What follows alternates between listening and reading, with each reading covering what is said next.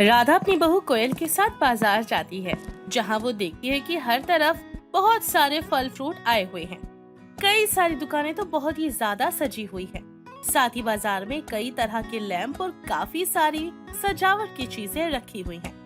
ये सब देखकर कोयल अपनी सास से बोलती है, माँ जी, ये बाजार में इतना सारा साज सजावट का सामान क्यों लगा हुआ है? और इतने सारे फल फ्रूट, कई फल तो ऐसे हैं जो पहले कभी बाजार में मैंने देखे ही नहीं। अरे वो त्योहार आ रहा है ना। कौन सा त्योहार माँ जी? दिवाली आ रही है क्या? साल में अब 2 बार दिवाली मनाया करेंगे क्या? अरे दिवाली नहीं बेटा, ईद आ रही है, उसी की तैयारी चल रही है। अच्छा, तो ये ईद की तैयारी चल रही है। हाँ बहू, तभी तो बाजारों में इतने सारे फल फ्रूट आए हुए हैं और ये सजावट का इतना सामान भी बिक रहा है। फिर तो हमारे सामने वाले जो जुनेद अंकल हैं, वो भी साज सजावट का सामान ले रहे होंगे। आखिर उनका भी तो सबसे बड़ा त्योहार है ये। हाँ बहू, क्यों नहीं लेंगे। हर कोई अपना त्योहार बहुत अच्छे से मनाता है। माँ जी, इस बार उनके साथ साथ हम भी अपने घर को सजाएंगे। कितना अच्छा लगेगा ना, ये सुंदर सुंदर लैंप टांगेंगे हम भी। बहू, ईद आई है, दिवाली थोड़ी ना जो हम सब ये सब कुछ करेंगे। अरे तो क्या हुआ माँ जी, हम सभी को ना सभी के त्योहारों को मिलकर मनाना चाहिए। उनकी भी खुशी दुगनी हो जाएगी और हमें भी कुछ अच्छा देखने को मिल जाएगा भला। अच्छा चल फिर ठीक है, जाकर तेरे जुनैद अंकल से बात करेंगे, फिर देखते हैं वो क्या कहते हैं। क्या पता हमारा उनके त्योहारों में आना उन्हें पसंद ना हो। ऐसे ही दोनों सास बहू अपनी शॉपिंग खत्म करके बाजार से घर आती हैं, जिसके बाद दोनों आराम से बैठकर चाय पीती हैं। इसके बाद अपने सामने वाले पड़ोसी जुनैद अंकल के घर जाती हैं। जुनैद अपनी बेगम फातिमा और एक बेटी रुबीना के साथ रहा करता था। तीनों स्वभाव के बड़े अच्छे थे। राधा और कोयल अक्सर ही उनके घर आया जाया करते थे। तभी जुनैद राधा और कोयल को देखकर बोलते हैं, अरे आप लोग खड़े क्यों हैं? अरे आइए आइए, आप लोग बैठिए। आप तो बाजार गई थी ना, कब वापस आई? बस थोड़ी देर पहले ही आई। हम आपसे यहाँ कुछ बात करने के लिए आए हैं। बात? कैसी बात? बताइए, सब कुछ खैरियत तो है ना? जी, सब खुश खैरियत है। बस हमें आप लोगों से परमिशन चाहिए थी। कैसी परमिशन भाभी जान? हमने इस बार आपकी ईद का हिस्सा बनना चाहा है। हम चाहते हैं कि जैसे आप अपना घर सजाते हैं, पूरी गली को सजा दें। जी, आप लोगों का ख्याल तो बहुत ही उम्दा है, लेकिन हमें नहीं लगता कि बाकी के लोग इसके लिए मानेंगे। बाकियों से क्या मतलब है? आप और मैं राजी है ना, तो फिर हम मिलकर सजाते हैं। फिर तो बहुत अच्छा लगेगा। मैं तो कब से चाहती हूँ कि पूरा मोहल्ला एक साथ मिलकर ईद मनाए। किसी को पता ही नहीं चलेगा कि ईद मनाई जा रही है कि दिवाली मनाई जा रही है। बिल्कुल, आतिशबाजी भी करेंगे और दावत भी करेंगे। यह तो बड़ी खुशी की बात है। आपको परमिशन मांगने की क्या जरूरत है? आप तो पहले से ही हमारी खुशियों में शामिल होती आई हैं, तो इस खुशी में क्यों नहीं होंगी? हमें लगा कि फिर भी एक बार हमें आपसे पूछ लेना चाहिए, इसलिए हम दोनों आ गए आपके पास। आप बस तैयारियां शुरू कीजिए, बाकी मैं, अम्मी और अब्बू, हम तीनों आपके साथ हैं। रोशनी से जगमगा देंगे अपनी गली को एकदम। जुनैद के परिवार वालों की बातें सुनकर राधा और कोयल बहुत ज्यादा खुश हो जाते हैं। अगले ही दिन रुबीना राधा और कोयल के साथ मिलकर दिवाली की तरह पूरी गली में लाइट लगा देती है। शाम को जैसे ही सारी लाइट ऑन होती है, पूरी गली जगमग रोशनी से भर जाती है। हवा के साथ लड़ियों में टंगे हुए चांद सितारे हिलने लगते हैं। सभी लोग इस सजावट देखकर बहुत खुश होते हैं और तभी पड़ोस में रहने वाली एक सरला नाम की औरत, जो बहुत ही ज्यादा भेदभाव करने वाली औरत थी, ये सब कुछ देखकर बोलती है, ये सब क्या हो रहा है? अरे अकल पे पत्थर पड़ गए हैं क्या, जो ये सब कर रहे हो? क्या हुआ आंटी जी, ऐसे क्यों कह रही हैं आप? अरे मैं मानती हूँ कि लड़की आज के जमाने की है, लेकिन इसका मतलब ये थोड़ी है किसी के त्योहार को बनाने के लिए अपने गली मोहल्ले और घर को सजाती फिरे। आप ऐसा क्यों कह रही हैं? ईद तो सबका त्योहार होता है, इस पर किसी का नाम थोड़ी लिखा है। ये सबका नहीं, सिर्फ तुम्हारा फेस्टिवल है और ये तुम्हें ही बनाना चाहिए। पता नहीं क्यों कोयल और राधा को हुआ क्या है, तुम्हारे ईद वाले त्योहार में जबरदस्ती घुसी जा रही हैं। सरला, ऐसी कोई बात नहीं है। अरे इतने सालों से भाईजान का परिवार हमारे पड़ोसी हैं। अगर एक बार भी हम उनके साथ ईद मना लेंगे तो क्या हो जाएगा? अरे मनाना है ना तो दीपावली बनाओ, होली बनाओ। ये ईद वीद क्या बना रही हो तुम दोनों की दोनों? और तो और इतनी ज्यादा रोशनी फैला रखी ना तुम दोनों ने। अरे क्या मिल जाएगा तुम दोनों को इससे? सजावट तो ऐसे ही रहेगी। जिसके घर का हमें पानी पीना पसंद नहीं है, उसके घर की तुम दावत खाने के लिए जा रही हो? पागल तो नहीं हो गई हो ना? पूरा मोहल्ला, पता है तुम्हें, पूरा मोहल्ला तुम दोनों की बातें बनाएगा बस। करेगा तो करेगा, हमें कोई दिक्कत नहीं है। तुम क्यों बिना बात के दिक्कत पैदा कर रही हो? किसी की खुशियों में शामिल नहीं हो सकती ना आंटी जी, तो कम से कम बुरा मत बोलिए, आपके लिए ही बेहतर होगा। सरला मुंह बनाती हुई वहाँ से चली जाती है। दिन गुजरते जाते हैं। जहाँ एक तरफ जुनैद का परिवार ईद के आने की तैयारियों में लगा हुआ था, तो राधा और कोयल जहाँ उनका साथ दे रहे थे, वैसे ही कई सारे लोग इस ईद की दावत में शामिल होने के लिए कोयल और राधा के साथ जुड़ने जा रहे थे। ये सब होता देख सरला को तो बहुत ही ज्यादा गुस्सा आ जाता है। वो अपनी ही जैसियों को भी भड़का देती है और लोगों के कान भरना शुरू करती है। ऐसे एक दिन जब जुनैद का परिवार आराम से बैठकर इफ्तियार कर रहा होता है, तभी सरला बहुत सारी औरतों के साथ उनके घर बाहर आती है और जोर जोर से बोलने लगती है। अरे बाहर निकलो सबके सब, तुम सब लोगों ने पूरे मोहल्ले में गंदगी फैला रखी है, ना जाने क्या बना रखा तुमने। अब ना तुम लोगों की मनमानी जो भी है ना, अब नहीं चलेगी हम पर। अरे सरला, तुम अपनी ये पूरी क्रिकेट टीम के साथ यहाँ क्या कर रही हो?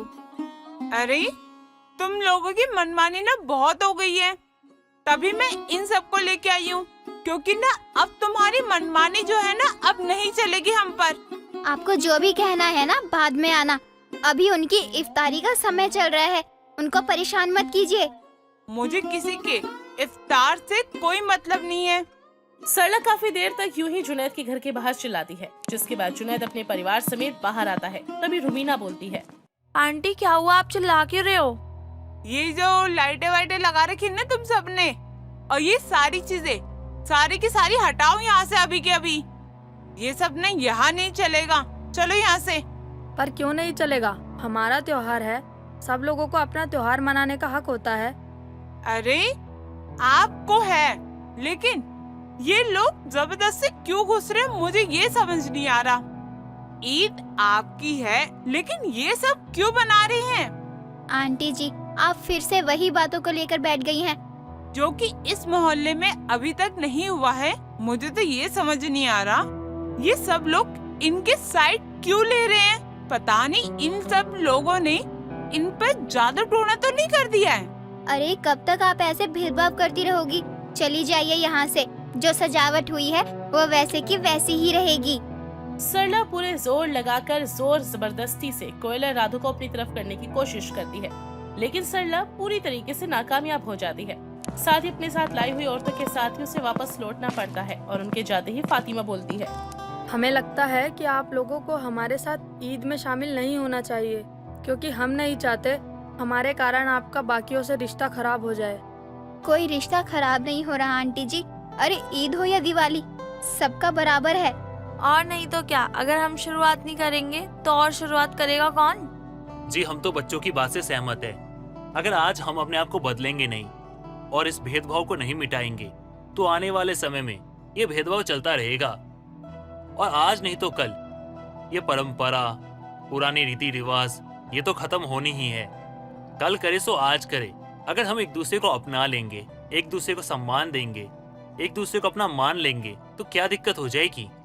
हर मुश्किल में हम पूरे मोहल्ले वाले एक साथ खड़े रहते हैं, एक दूसरे का साथ देते हैं, और हम आपके त्योहारों में आपके साथ जश्न मनाते हैं।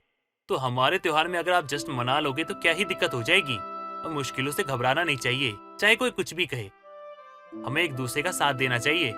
बिल्कुल, हम सब ईद मनाएंगे और बिल्कुल दिवाली की तरह मनाएंगे। किसी को खबर नहीं होगी ईद मना रहे हैं या दिवाली मना रहे हैं। ऐसे ही दिन गुजरते हैं। सरला बार बार ईद की सजावट को खराब करने की कोशिश करती, लेकिन हर बार वो बुरे तरीके से नाकामयाब हो जाती। ईद से ठीक एक रात पहले सभी लोग अपने घरों पर गहरी नींद में सोए हुए थे।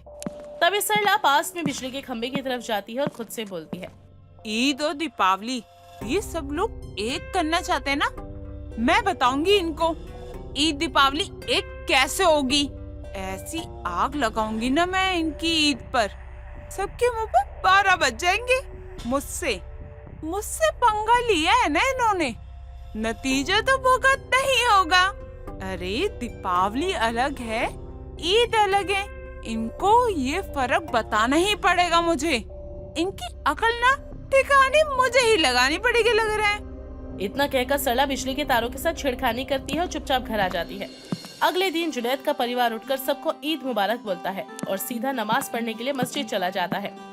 घर पर रवीन और फातिमा मेहमानों के आने की तैयारियां करते हैं। राधा और कोयल भी इन दोनों की मदद करते हैं। शाम का वक्त होता है। जैसे ही रोशनी ऑन करने के लिए स्विच दबाया जाता है, एक जोर का धमाका होता है। सरला चिल्लाती हुई अपने घर से बाहर निकलती है। मदद करो मेरी, कोई मदद करो, मेरा पोता अंदर फंसा हुआ है।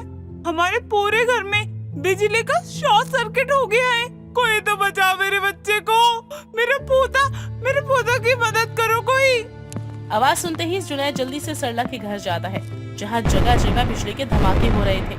बिना अपनी जान की परवाह किए जुनैद सरला के पोते को सही सलामत वहाँ से बचाकर ले आता है।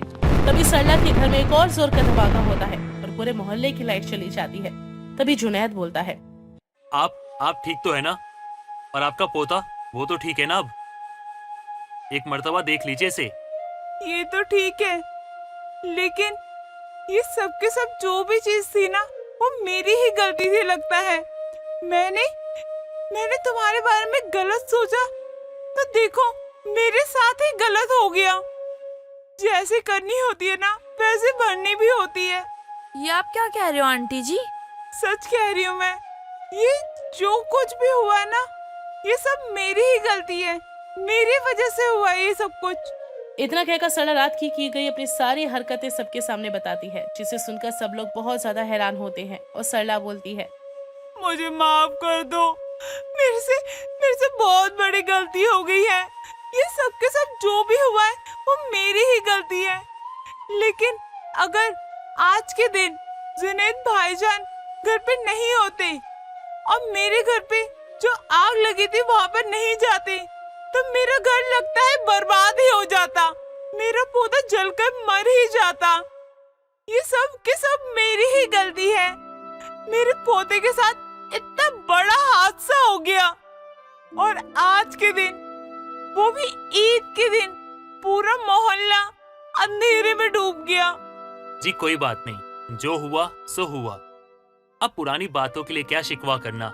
हम सब एक साथ हैं और एक साथ खुशियां मनाएंगे, उससे बेहतर क्या ही होगा। जुनैद इतना बोलता है कि तभी मोहल्ले की लाइट आ जाती है। चारों तरफ सजावट वाली रोशनी फैल जाती है और राधा बोलती है, लाइट भी आ गई। बेटा, सरला आंटी को अंदर लेके जाओ और ईद की दावत के लिए तैयार करके ले आओ बाहर। और हमें सबके साथ ईद मुबारक भी तो बोलना है ना।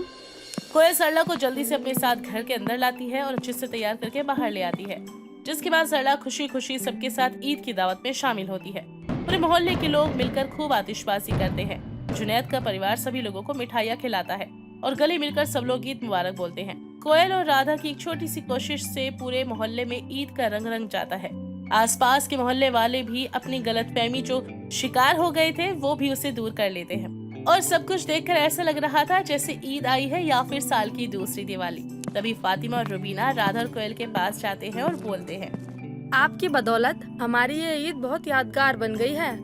सच में भाभी जान, आपकी एक छोटी सी कोशिश ने ही हम सबको एक कर दिया। आज ना किसी को अपने धर्म का ख्याल है और ना किसी बात का। सब मिलकर ईद मना रहे हैं। यही तो खासियत होती है कि सारे त्योहार मिलकर मनाने चाहिए। बिल्कुल सही।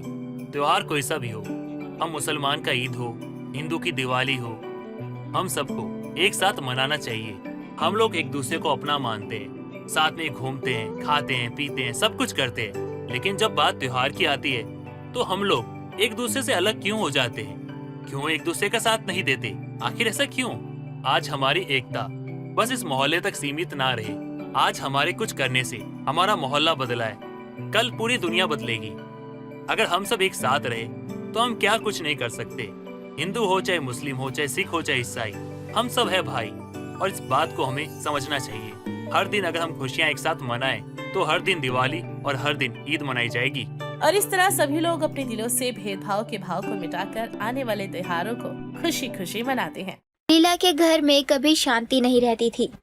उसकी पांचों बहुएं हमेशा ही एक दूसरे से लड़ती रहती थीं।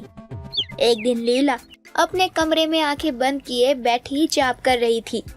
तभी उसे अपनी बहुओं के लड़ने की आवाज सुनाई देती है। भगवान ही जाने कौन सी मनहूस घड़ी में इन पांचों को अपने घर बहू बनाकर लाई। जब देखो जानवरों की तरह लड़ती ही रहती हैं, शांति से पूजा पाठ भी नहीं करने देती हैं। पूरा दिन इन्हीं की लड़ाई सुलझाती रहती हूँ बस। क्यों तुम पांचों आपस में लड़ रही हो? कभी मुझे घर में शांति देखने को मिलेगी या नहीं? अपनी सास को देखकर उसकी पांचों बहुएं, बड़ी बहू अनीता, दूसरी बहू रानी, तीसरी बहू कीर्ति, चौथी बहू पायल और पांचवी बहू निधि लड़ाई बंद करके पीछे हट जाती हैं। माँ जी, ये लोग मुझसे लड़ रही हैं। मैंने कुछ नहीं किया। वाह जेठानी जी, माँ जी को देखते ही आपने तो अपना रंग ही बदल लिया। अभी तक तो सबसे ज्यादा आप ही लड़ रही थी ना? सही बोला आपने जेठानी जी। पहले बड़ी जेठानी ने लड़ाई शुरू की थी, हम तो बाद में आए थे। अरे ये तो मुझे भी दिखाई दे रहा है कि तुम पांचों आपस में कटी मरी जा रही हो, लेकिन लड़ने की कोई वजह तो होगी ना। बिना किसी बात के तो तुम सब लड़ोगी नहीं। माँ जी, ये लड़ने की वजह ये हीटर है। हम सब इस हीटर की वजह से लड़ रहे हैं। वो बड़ी जेठानी हमें हीटर नहीं दे रही थी। हम सब अभी अभी नहा कर आए थे, हमें ठंड लग रही थी। तुम पांचों का ये ड्रामा रोज का हो गया है। सुबह हो या शाम तुम पांचों हमेशा लड़ती ही रहती हो। जिस दिन मेरा दिमाग खराब हुआ ना, मैं इस हीटर को ही उठाकर बाहर फेंक दूंगी। नहीं नहीं माँ जी, ऐसा मत करना, वरना हमसे तो कोई काम ही नहीं होगा, क्योंकि इतनी ठंड में हमारे हाथ पैर एक काम नहीं करेंगे। हाँ हाँ, तुम पांचों तो कागज की बनी हो ना, जो ठंडे पानी में जाते ही गल जाओगी। इस हीटर की लड़ाई छोड़कर जाकर अपने अपने काम करो। काम की ना काज की, दुश्मन अनाज की। लीला अपनी पांचों बहुओं को बड़बड़ाकर वहाँ से चली जाती है। अपनी सास के डर से पांचों भी अपने अपने कामों में लग जाती हैं। दिन गुजरते हैं, लेकिन उन पांचों की हीटर को लेकर लड़ाई कम नहीं होती। एक दिन पांचों हीटर चलाकर एक साथ बैठकर टीवी देख रही होती हैं और लीला बैठी खाना खा रही होती है। पांचों एक दूसरे को धक्का मार मार कर हीटर के आगे बैठने की कोशिश कर रही थी। तभी अनीता लास्ट में बैठी कीर्ति को इतनी जोर से धक्का मारती है कि उसका हाथ सीधा लीला की थाली पर लगता है और वो थाली समेत जमीन पर गिर जाती है। जेठानी जी, क्या है? आपने मुझे धक्का क्यों मारा? तुम कितना झूठ बोलती हो देवरानी जी, मैंने कहाँ तुम्हें धक्का मारा? क्यों झूठ बोल रही हो जेठानी जी? सबसे पहले आप ही बैठी हो, आप ही ने मुझे धक्का मारा है, तभी मैं गिरी हूँ। मेरी तुमसे क्या दुश्मनी है जो मैं तुम्हें धक्का मारकर गिराने की कोशिश करूंगी? जेठानी जी, मैं इतनी बड़ी पागल नहीं हूँ जितना आप मुझे समझ रही हैं। हीटर मेरे पास रखा हुआ था, आप हीटर के पास बैठना चाहती थी, इसलिए आपने मुझे धक्का मार दिया। ये चीजें तो मैं भी बोल सकती हूँ, क्योंकि धक्का तो मुझे भी लग रहा है। इसका मतलब तुम भी मुझे गिराने की कोशिश कर रही थी। मैंने आपको धक्का आपको बचाने के लिए मारा, ताकि मैं गिर ना जाऊं, लेकिन आपने मुझे गिराने के लिए ही मारा। आप दोनों चुप करिए। आप लोग अपनी लड़ाई के चक्कर में ये तो भूल ही रही हैं कि माँ जी यहीं बैठ के खाना खा रही थी और आप लोगों के धक्का मुक्की के चक्कर में उनकी थाली जमीन पे गिर पड़ी। अब क्यों शांत हो गई तुम दोनों? और लड़ लो। एक काम करो, हीटर उठाकर अपने मुंह पर रख लो। कम से कम कुछ दिनों के लिए मुंह तो बंद होगा तुम सबका। खाना तक जीना हराम करके रखा हुआ है तुम सबने। पता नहीं कभी किसी घर में सुकून आएगा भी या नहीं। माँ जी रुकिए, ऐसे आधा पेट खाकर मत जाइए। मैं अभी आपके लिए दूसरी थाली में खाना लेकर आती हूँ। नहीं, कोई जरूरत नहीं है। तुम लोगों का आपसी प्यार देखकर मेरा पेट भर गया। अगर जल्दी ही तुम लोगों ने अपनी आदतों में सुधार नहीं लाया ना, तो मुझे मजबूर होकर ये घर छोड़कर आश्रम में ही रहना पड़ेगा। नहीं माँ जी, आपको घर छोड़ के जाने की क्या जरूरत है? जाना है तो ये लोग जाए जो हमेशा आपस में लड़ती रहती हैं। वैसे कम तो कुछ तू भी नहीं है, इसलिए तुम भी अपना मुंह ही बंद रखो। कसर किसी ने नहीं छोड़ी है परेशान करने में। लीला गुस्से में वहाँ से चली जाती है। ऐसे ही कुछ दिन और बीतते हैं। तभी एक दिन जोरों से बारिश शुरू हो जाती है। बाहर पहले से ही ठंड हो जाती है। बारिश होने के कारण ठंड और ज्यादा बढ़ जाती है। सुबह सुबह अनीता नहा धोकर आती है और हीटर चलाकर बैठ जाती है। कोई भी इतनी ठंड में घर का काम करने को तैयार नहीं होता। आज बाहर बहुत ठंड हो रही है। आज तो मैं हीटर किसी को नहीं देने वाली, फिर चाहे कोई कितना भी लड़े। जेठानी जी, जल्दी से हीटर दीजिए। ठंड के मारे तो मेरी जान ही निकल रही है। एक तो पहले से ही इतनी ठंड है, ऊपर से ये बारिश तो जान ही ले रही है। रानी, मैं तुम्हें ये हीटर नहीं दे सकती हूँ। आज बहुत ठंड है। जिसे ज्यादा ठंड लग रही है वो मेरे कमरे में बैठकर अपने हाथ सेक सकता है। आप बहुत ही चालू हैं जेठानी जी। आपने तो अपना कमरा गर्म कर लिया, अब आपको तो पूरे दिन ठंड नहीं लगेगी, लेकिन हमारा कमरा तो ठंडा रहेगा ना। इसलिए आप ये हीटर मुझे दे दीजिए, वरना अभी कीर्ति भी आ जाएगी मांगने के लिए। कोई भी आए, आज मेरा हीटर किसी को नहीं देने वाली हूँ मैं। ऐसे कैसे नहीं दोगी जेठानी जी? ये मत भूलिए, ये हम पांचों बहुओं का हीटर है, इस पर हम पांचों का हक है। ये क्या किया तुमने? वो जो सही है। बहुत देर से आपने हीटर के मजे लिए, अब हमारी बारी है। आपका नहीं, अब मेरा समय हो गया है। आपने अपना समय बात करने में बर्बाद कर दिया। तुम ऐसा नहीं कर सकती हो। मैं ऐसे ही करूंगी जेठानी जी, क्योंकि हर चीज में मेरा भी हक बनता है। कीर्ति हीटर उठाकर अपने कमरे में लेकर चली जाती है। रानी और अनीता उसे देखती रह जाती हैं। तभी अनीता रानी से बोलती है, हम दोनों इससे बड़ी हैं, लेकिन इसने हमारी बात को इनकार करके हमारे आगे से हीटर लेकर चली गई। हाँ जेठानी जी, इसे अब बताना ही पड़ेगा। इससे पहले हम आए हैं इस घर में और हक ये जता रही है। तो यहाँ खड़े होकर क्या सोच रहे हैं? चलना चाहिए उसके पास हमें। बिल्कुल चलिए ना। रानी और अनीता कीर्ति के कमरे में जाती हैं और देखती हैं कि कीर्ति आराम से हीटर चलाकर अपने हाथ पांव सेक रही होती है। कृति, ये हीटर मुझे वापस करो। तुम्हें अगर ज्यादा ठंड लग रही है तो जाके अपने माता पिता को बोल दो कि तुम्हारे लिए एक हीटर भिजवा दे। बिल्कुल सही कह रही हैं जेठानी जी। एक काम करिए जेठानी जी, ये बात आप अपने माँ बाप को बोल दीजिए, क्योंकि ये हीटर मेरे पति लेकर आए हैं। इस नाते तो इस हीटर पर सबसे ज्यादा हक मेरा ही होगा। इस घर में जो भी आता है वो हमारा होता है, मेरा और तुम्हारा नहीं। इसलिए ये ताना दोबारा मत मारना। रानी हीटर का स्विच बंद करने चलती है, तभी कीर्ति उसका हाथ पकड़ लेती है, जिसके चलते सबके बीच में फिर से लड़ाई शुरू हो जाती है। उनकी लड़ाई की आवाज घर के बाहर तक चली जाती है और उनके पड़ोसी उनके घर में घुस जाते हैं, लेकिन वो तीनों इस बात से अनजान थी, क्योंकि वो कमरे के अंदर थी। तभी कीर्ति का पति पुनीत बैग लिए वहां आता है।